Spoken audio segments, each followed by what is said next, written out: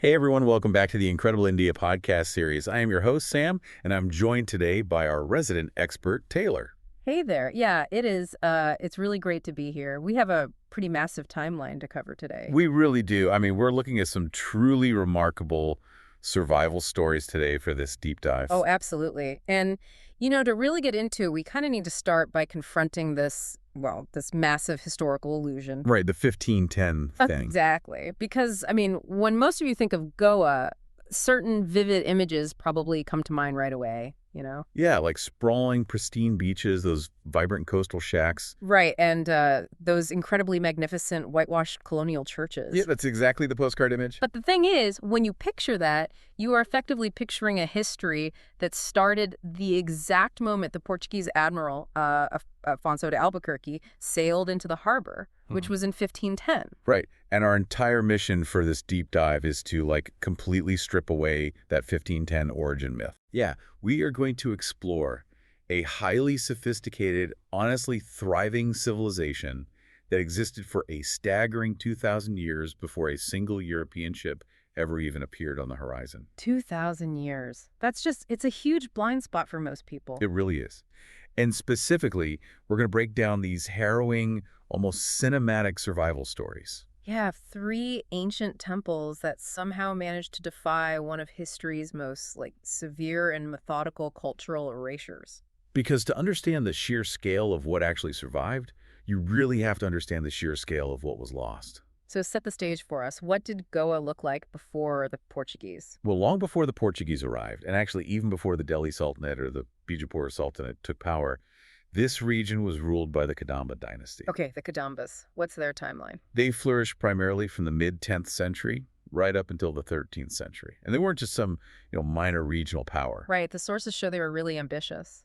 Incredibly culturally ambitious. I mean, they developed the agricultural hinterland, they turned Goa into this bustling maritime trading hub, and crucially, they were master builders. Yeah, and they didn't just copy what was happening in other regions, right? They synthesized entirely new architectural languages. Exactly. They created what we now call Kadamba Yadava architecture. It was this brilliant, highly intricate synthesis. Pulling from different styles. Yeah, they pulled elements from Chalukya Yadava and Jain styles and just fused them into something totally distinct. But tragically, almost all of it was methodically wiped off the map. Yeah, it really was. I mean, the destruction started with invasions by the Bahmani Sultanate in the 14th century. But it got worse later, right? Oh, much worse. It escalated to this unprecedented, almost industrialized scale during the Goa Inquisition, which, by the way, ran from 1560 all the way to 1812. Wow, 1812. We really need to unpack the mechanics of that Inquisition for a second, because I feel like the modern mind kind of struggles to grasp the logistics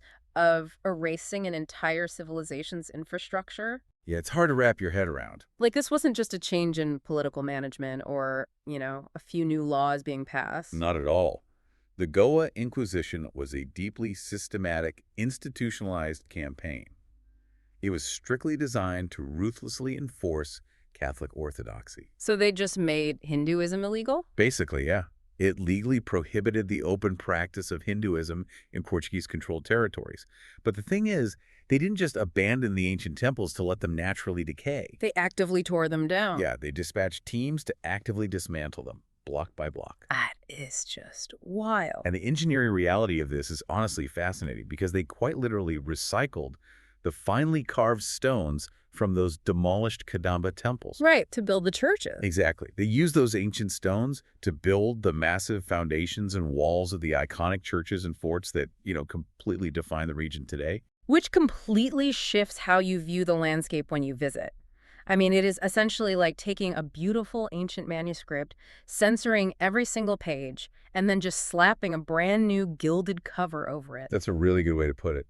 That famous Portuguese colonial architecture is just a beautiful cover hiding a censored book. Yeah, it's a wild paradox. The ultimate irony is that when you are standing there as a tourist, snapping a photograph of a stunning Goan church, your camera is actually capturing the dismantled bones of Kadamba temples. Yeah, literally the exact same stones. But, okay, if the destruction was that thorough, if the very stones are being repurposed, how did any piece of this Kadamba Yadava architecture actually make it to the present day? Well, that is the core puzzle of this deep dive. because survival wasn't a matter of passive luck. It required these extreme, almost unbelievable interventions. Right. So what was the first method? The very first method of survival we see in the sources is relying on the ultimate cover, which is basically nature's witness protection program. Okay, I love that phrasing. I want to hear the logistics of how nature hides an entire monument. Let's look at the Tamdi Sirla Mahadev temple. Yeah, Tamdi Sirla is incredible. It was built in the late 12th or early 13th century by the Yadava king Ramachandra. And it's unique, right? Completely unique.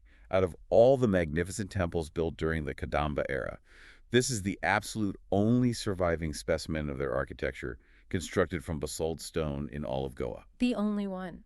That's crazy. And the reason it survived... The sole reason it survived both the Islamic invasions and the Portuguese Inquisition is that it was completely swallowed by the dense jungle. Just totally hidden. Yeah, it was hidden deep in a remote forest clearing right at the foot of the Western Ghats.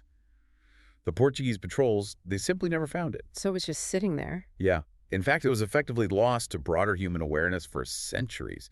It just sat in absolute isolation until a government employee, his name was Anant Ramkrishna Sainaidum, he finally rediscovered it in 1935. Wow. Think about the timeline there. While the Inquisition is raging on the coast, while entire cities are being culturally reprogrammed and temples dismantled block by block, this 12th century masterpiece is just sitting in complete undisturbed silence for hundreds of years. It's pretty haunting when you think about it. It really is. But wait, I want to go back to the materials. Basalt is volcanic rock, right? Exactly. It is notoriously dense and incredibly difficult to carve. Why on earth choose such an incredibly difficult material for a temple out in the middle of a forest? Well, because of its unbelievable durability. But you're right, the logistics of getting it there were staggering. I mean, basalt isn't native to that immediate coastal area. So they had to move it. Yeah, massive blocks of this volcanic rock had to be quarried and hauled all the way across the treacherous mountains from the Deccan Plateau. That sounds impossible for that era. Right, and once they got it there, the builders didn't use a single drop of mortar.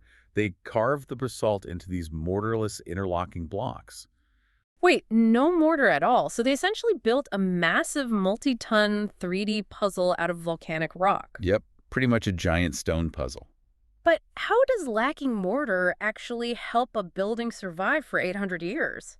I mean, you would think cement is what holds a structure together. You would think so, but in a jungle environment, mortar is actually a massive liability. Oh, really? How so? Well, if you use rigid cement, the aggressive root systems of jungle trees and the constant shifting of the muddy earth during the monsoon season will eventually just crack the mortar. It literally tears the walls apart. Ah, because it can't move.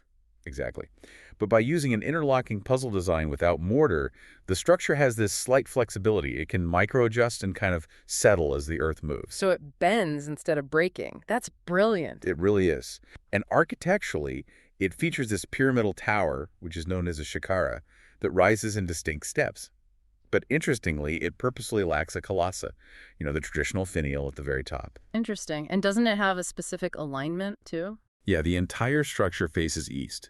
It's perfectly positioned so that the first rays of the dawn sun pierce the jungle canopy and fall directly onto the deity in the inner sanctum. Wow. The engineering is just brilliant. But, the atmosphere described in the sources sounds incredibly heavy. Heavy is definitely the right word. Yeah, like you cross a small bridge over a rushing river to get there, and suddenly you are just enveloped in this profound, poignant silence. And inside the main hall, the mandapa, there is a statue of Nandi, the sacred bull of Shiva. Yeah, the Nandi statue. But the statue is headless. It is.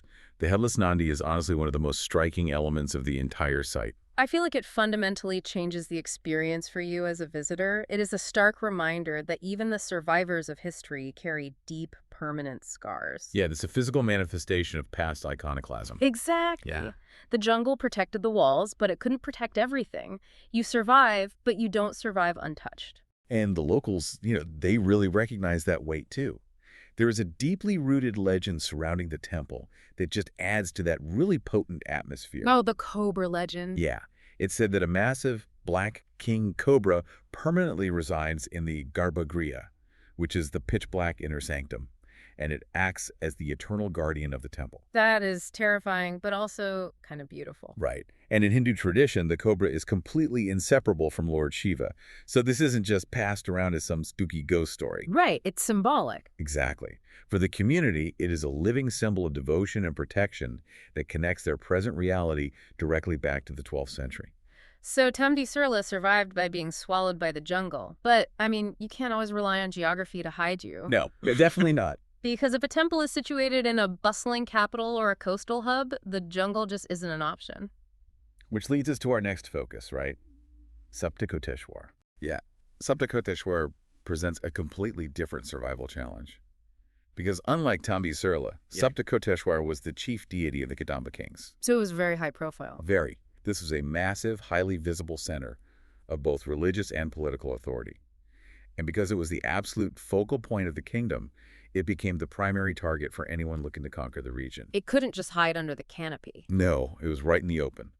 The temple was deliberately and violently destroyed in the 14th century by the invading Bahmani Sultanate. And from the sources, this wasn't just random looting, right? No, the historical consensus is very clear. This wasn't random vandalism by an unruly, undisciplined army. It was a highly calculated strategic act of dominance. To break their spirit. Exactly. Now, eventually, the Vijayanagar kings managed to defeat the Sultanate, and they actually restored the temple to its former glory. Oh, wow. Okay. But the reprieve was totally temporary, because when the 16th century arrived, bringing the Portuguese Inquisition, Saptakoteshwar was instantly in the crosshairs all over again. You know, I want to challenge the way we traditionally frame these events for a second, because we so often hear this described simply as religious conflict. Right, that's the usual But label. when you look at the Bahmani Sultan destroying it, or the Portuguese targeting it later, the motivation seems entirely political. How so? Well, it's like cutting off the head of the kingdom's cultural identity to kill the political body. It's about erasing the focal point of the community's power, not just having a theological disagreement, you know? That is a really crucial distinction. Though we do have to remember that in this era, the line between religious and political authority was essentially non-existent. Right, they were one and the same. Exactly. The deity wasn't just a spiritual figurehead. The deity was considered the ultimate sovereign of the land. Oh, interesting. Yeah, the ruling king was merely acting as the regent on behalf of the god. So destroying the temple wasn't really a byproduct of political conquest. It was the literal decapitation of the state. Wow, that adds so much weight to it. It does. And that is exactly what makes the subsequent rescue of Saptakoteshwar so remarkable. Because it didn't stay destroyed. Right. When the Portuguese threat became imminent, Chhatrapati Shivaji Maharaj, who was the legendary Maratha warrior king who built this massive empire across the Deccan, he personally intervened to save the deity. Which is an incredible story. But how do you practically extract a sovereign deity from a hostile territory? I mean, you don't just put it in a cart and stroll past the Portuguese guards. No, you definitely don't. It was a highly secretive, covert operation. The deity was carefully and very quietly moved to Narvi in Bikalim. Why Bikalim specifically? Because Bikalim was strategically significant. It sat safely outside of Portuguese-controlled jurisdiction. The Marathas recognized that they had to physically relocate the deity across the border so the community could worship freely. Ah, smart. Yeah. And the temple that stands in Narve today is actually a newer structure specifically built to house that rescued idol. Which really demonstrates Shivaji Maharaj's brilliant grasp of psychological warfare. I mean, he understood that saving the physical idol was completely inseparable from saving the morale, the spirit, and the core identity of the Goan people. Exactly. If the deity falls into the hands of the Inquisition, the spirit of the people shatters. So running past the borders worked for Saptakoteshwar. But what happens to the communities that couldn't run and weren't hidden in a remote jungle? Well, they had to resort to hiding in plain sight. Let's examine the Mangeshi Temple. Okay, Mangeshi. So the Mangeshi Temple was originally located in a town called Kortalam. But in the year 1565, the community abruptly uprooted the deity and moved it to its present location. 1565. Why that specific year? The specific year is the critical key to understanding why they panicked. That was the year of the Battle of Talikote. Battle of Talikote, that's a geopolitical domino effect, right? But how did a battle outside of Goa trigger an evacuation inside Goa? It's all connected. The Battle of Talikote marked the catastrophic fall of the Vijayanagara Empire. Up until that exact moment, the Vijayanagara Empire had functioned as this massive, powerful Hindu state in South India. And they were kind of a buffer. Exactly. They essentially kept the Portuguese colonial ambitions somewhat in check. They were a geopolitical shield. Oh, yeah. When that empire collapsed, that massive shield disappeared overnight. The local communities in Goa instantly analyzed the shifting power dynamics and realized the Inquisition was going to rapidly escalate. And their local temples were now completely unprotected. Precisely. So they moved the deity to Mangeshi. But wait, they know Portuguese inspectors are actively hunting for unauthorized religious sites. How do you hide an active functioning temple? The community executed an absolute masterclass in cultural camouflage. To save the temple from being identified and demolished, they officially disguised the entire complex as a venue for conducting weddings. That is genuinely astounding, but how does that actually fool an inspector? Like, Right. logistically? It actually exploits a loophole in social behavior. Yeah. Think about it. A wedding is primarily a massive social event. Right, lots of people. Yeah. If Inquisition authorities noticed a large gathering of people, the community could legitimately claim they were simply hosting a traditional marriage celebration. Oh, wow. The authorities would see the festive decorations, the massive crowds, the feasting, and just assume it was merely a social function rather than an illegal religious congregation. That is so clever. But underneath the facade of the wedding, the core sacred rites and the worship of the deity were being quietly and meticulously maintained. It's a literal cultural Trojan horse. You walk by and it's just a celebration. But deep inside, the survival of a civilization is taking place. Yeah, that's exactly what it was. And visually, if you visit Mangeshi today, it represents a totally different type of resilience than what we saw in the jungle. Like, contrast Mangeshi with Tamdi for a moment. Oh, it's night and day. Right. Tamdi is dark, ancient basalt, isolated in a silent forest. What is the visual experience of Mangeshi? Today, Mangeshi is visually spectacular and undeniably loud. It features this gleaming, bright, whitewashed exterior and a highly ornate gopuram, which is the entrance tower. It sounds beautiful. It is. But the absolute crown jewel of the complex is its deep estamba. This is a breathtaking 7-story lamp tower built right in the courtyard. 7 stories, just for lamps. Yeah. Its entire octagonal surface is covered in hundreds of small niches designed to hold oil lamps. During major festivals, when every single niche is lit, that tower transforms into a massive, towering column of fire. That sounds incredible. It really is. It acts as a beacon visible from kilometers away. A 7-story column of fire is the literal opposite of hiding in the dark. It feels like a declarative statement from the community, like, we survived and we no longer have to hide. Absolutely. But, digging into this idea of the wedding venue disguise makes me realize something profound about Goan history.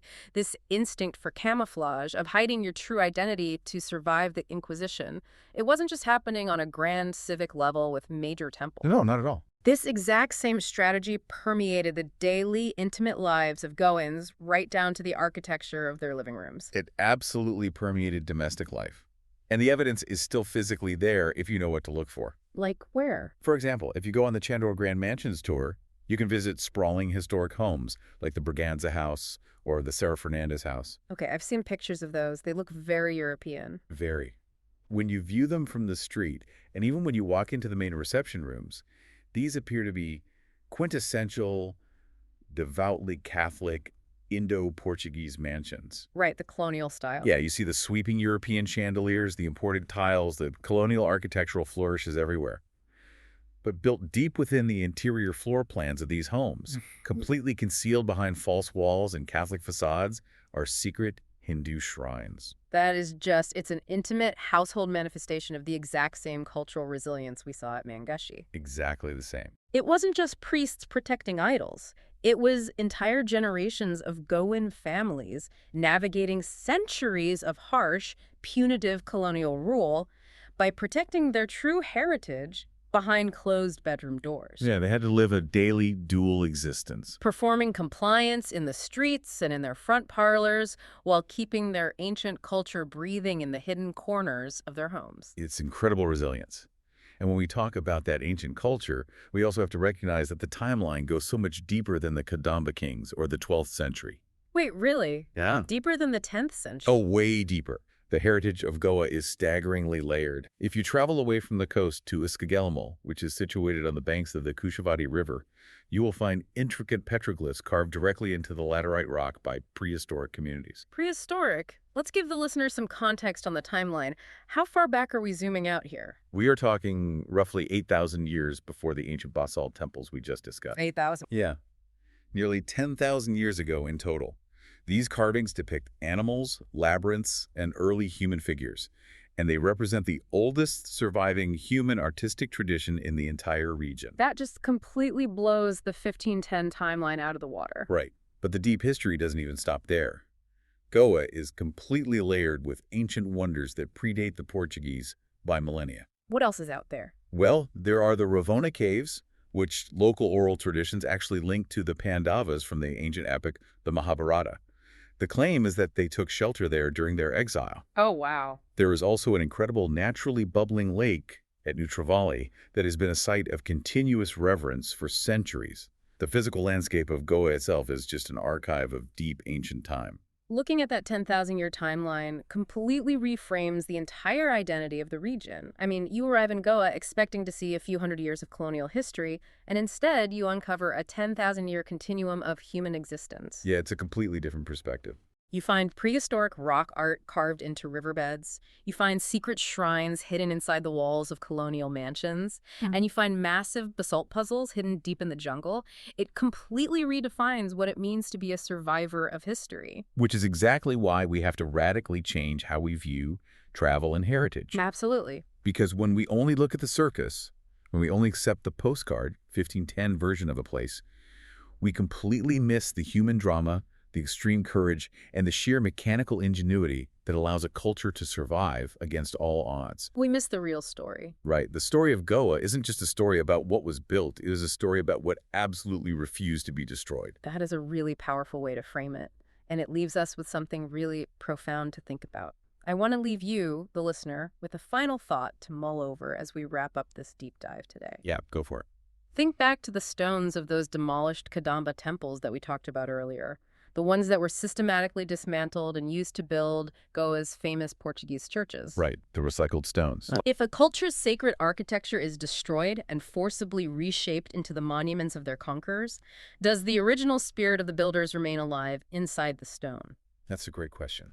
When you look at a historic building, are you simply seeing colonial architecture, or are you looking at the ultimate survivors of history, stubbornly holding on to their identity in a brand new form? If you decide to travel to Goa, we have a recommendation. 5 Senses Tours organizes tours across India, which are immersive cultural experiences. You can email contact@fivesensestours.com. Note 5 is written as a numeral and contact@fivesensestours.com or WhatsApp to +919 845 677 4446.